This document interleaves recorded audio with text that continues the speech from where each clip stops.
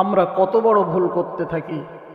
ভালোবাসার জন্যে মহাব্বত করে তার জন্য হাত কেটে দেখাই, পা কেটে দেখাই, রক্ত প্রবাহিত করে দেখাই, দেখো আমি তোমার কত ভালোবাসি, দেখো তোমার আমি কত মহাব্বত করি, কত প্রাণ দিয়ে তোমাকে ভালোবাসি, আমি গায়ের রক্ত বার করছি। শুনে রেখে দাও মুসলমান, যদি তোমার রক্ত প্রবাহিত করতে হয়, ইসলামের জন্য যদি তুমি জীবন দিতে পারো, রক্ত প্রবাহিত করতে পারো, তাহলে আল্লাহর দরবারে কবুল হবে। যদি নবীর জন্য তুমি রক্ত প্রবাহিত করতে পারো, তাহলে আল্লাহর দরবারে মঞ্জুর হবে।